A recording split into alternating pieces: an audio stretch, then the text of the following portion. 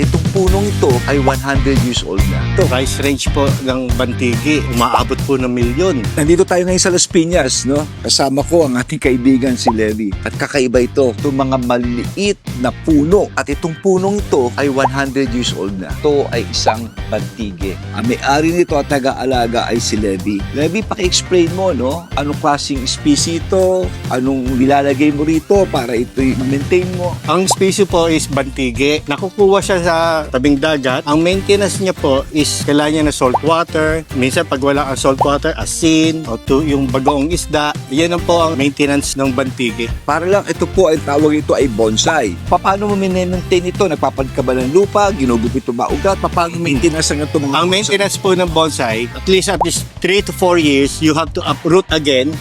Palit ka ng soil kasi mag-root bound siya. So pag root bound siya, kailangan niya uli ng new soil. Then pag repat mo siya, hindi siya pwede siyang i-direct sunlight kagad. Mga ilang araw siyang hindi direct sunlight? Siguro mga 3 to 1 week. 3 to 1 week. Pansin ko rito, 3 kang araw ngayon ha. Dito kami sa Las Piñas ha. Pero kita nyo, buhay na buhay, maganda. Paano naman kung tag-ulan ito? Anong ginagawa mo rito? Magle-less watering ka na po. Ngayon po, pag grabe init, 3 times a day. So ito'y isa sa pinaka matinding species ang bantigi, no? Apo. Isa sa pinakamahal. Typically ko ito'y lumalaba, magkano ang mga presyo ng ganito? Price range po ng bantigi, umaabot po ng milyon.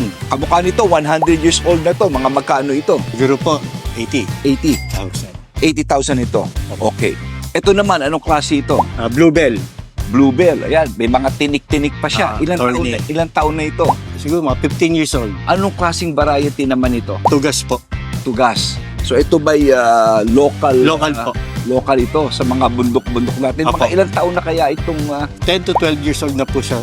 At napansin ko dito sa kanan, ito, anong mga klase ito? Parang forest, ha? Tignan nyo ito. Ito ba'y binuo mo nung baby ba to? Ikaw mismo ang gulo ng likha nito? Composition po. Yes. Composition. At nakita nyo, tsinaga niya. Halos araw-araw, ginugupit-gupit po yan.